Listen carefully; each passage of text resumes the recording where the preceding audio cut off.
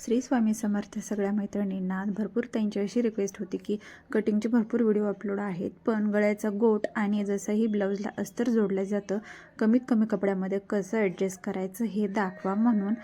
तर आता काय होतं आहे ना, कामाचा लोड जास्त असल्यामुळे लॉंग व्हिडिओ बनवायला जास्त वेळ लागतो, एडिटला पण जास्त वेळ लागतो. तरीही जसं शक्य आहे तसं मला जसा वेळ भेटेल तसं मी बनवण्याचा प्रयत्न करते. तर इथे काय केलेलं आहे, 40 साईजचा ब्लाऊज आहे हा.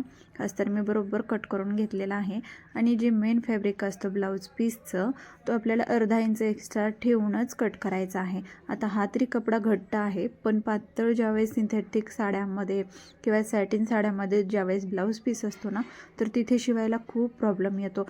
तर खूप छोटे छोटे टिप्स मी यामध्ये सांगितलेले आहेत. तुम्हाला भरपूर अशा टिप्स या व्हिडिओमध्ये बघायला भेटतील, तर व्हिडिओ शेवटपर्यंत नक्की बघा.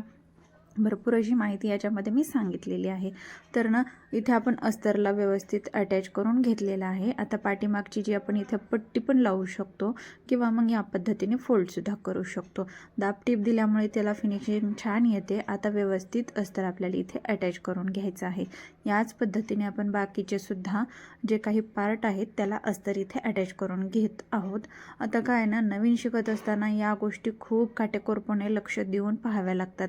कारण काय होतं ना, दोन्ही बाजू जर एकसारख्या जर जोडण्यात आल्या तर आपल्याला उकलायला भरपूर वेळ जातो.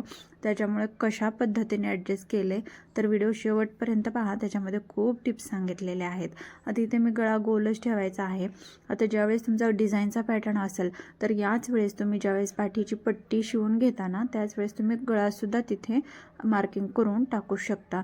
तर इथे मला गोलच ठेवायचा होता आणि याला गोट करायचं होतं, त्यामुळे मी इथं सिम्पलच असा ठेवलेला आहे.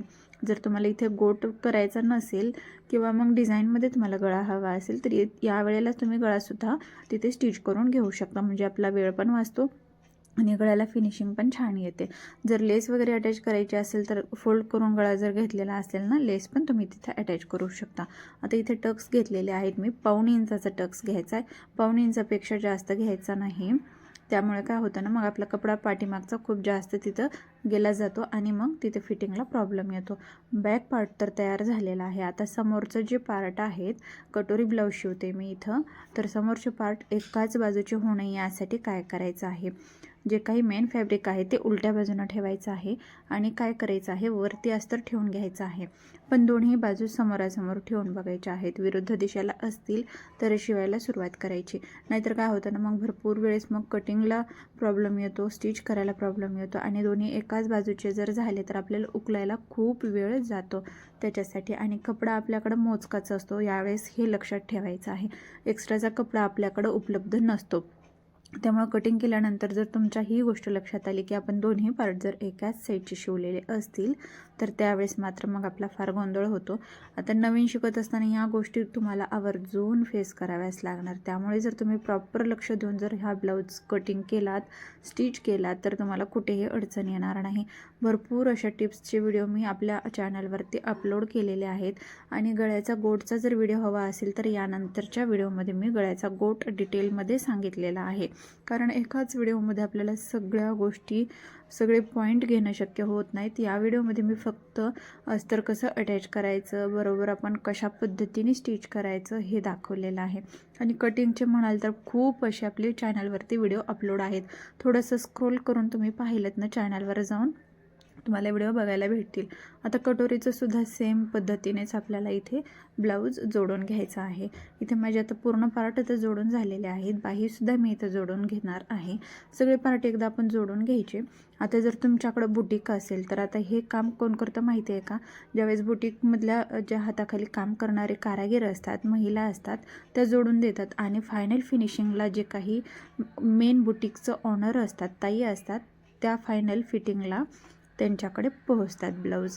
आता भरपूर वेळेस कारागिरांच्याच हातातनं हे ब्लाऊज अस्तर जॉईंट करून घेतले जातात.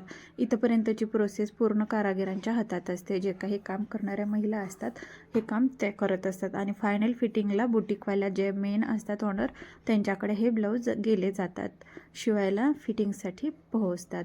तर इथंपर्यंत आपण हे पूर्ण फिटिंगचे जे काही काम आहे ते नंतर त्याच्यावरती सुद्धा एक मी डिटेल व्हिडिओ बनवणार आहे. त्याच्यासाठी स्पेशल बनवणार आहे, कारण एका व्हिडिओत जर सांगायचं झालं तर सगळ्या गोष्टी तुमच्या पण लक्षात राहणार नाही आणि मला पण ते सगळे पॉईंट एकाच व्हिडिओमध्ये घेणं शक्य होणार नाहीत.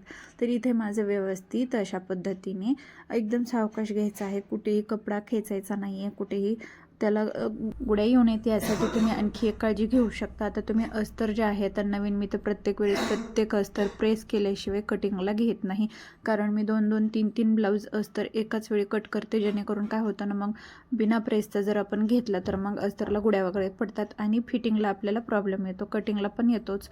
आता इथे मी काय केलेलं आहे, 1.5 इंचाचा आपण टक्स घेणार आहोत. आता मी हेवी साईज आहे, 40 साईज आहे, याच्यासाठी मी 1.5 इंच एक्स्ट्राचं मार्जिन दोन्ही साईडला घेतलेलं होतं, म्हणून मी इथे 1.5च इथं टक्स घेणार आहे. जर तुम्ही छोट्या टक्ससाठी घेत असाल, छोट्या साईजसाठी 6 इंच घेतला असेल तर तुम्ही 6 इंचच घ्यायचं आहे.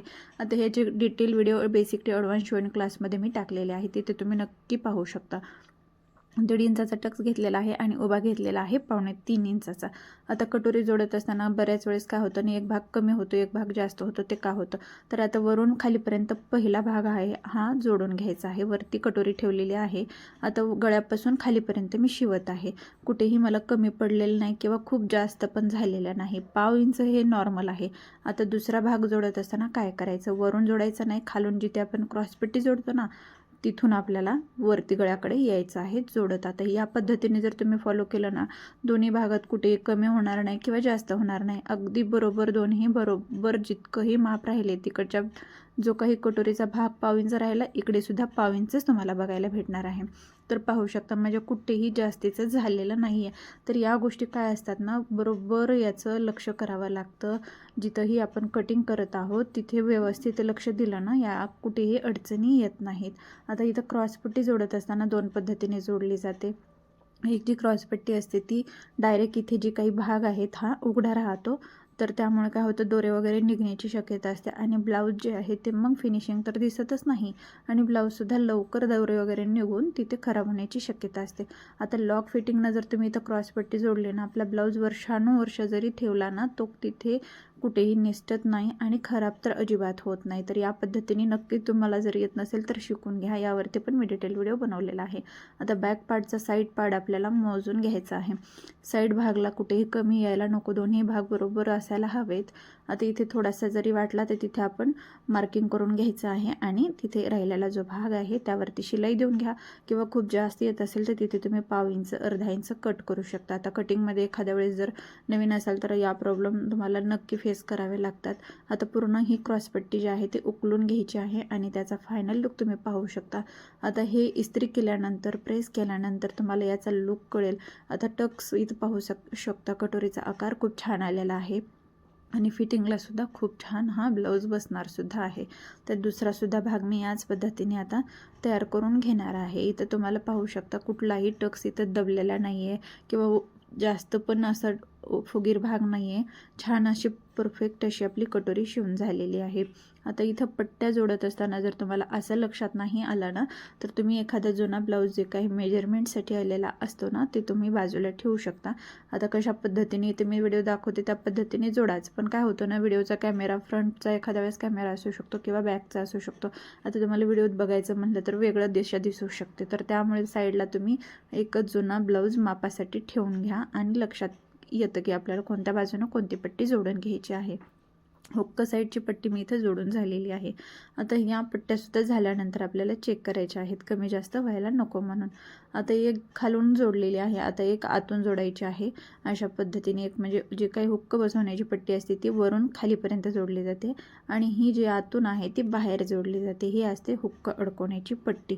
आता जर गुंडी असेल तर इथे गुंडीसुद्धा आपण याच वेळेला लावू शकतो, म्हणजे याच पट्टीला लावू शकतो. या वेळेला तर लावता नाही येणार, आपला ब्लाऊज फायनल झाल्यावरतीच लावावी लागणार. दाबटीप देऊन घ्यायची आहे आणि व्यवस्थित असं इथे सुद्धा आपल्याला फोल्ड करून घ्यायचं आहे. राहिलेला एक्स्ट्राचा भाग जो आहे ते कट करायचा आहे. खूप सुंदर आणि स्टेप बाय स्टेप माहिती मी याच्यामध्ये सांगत असते.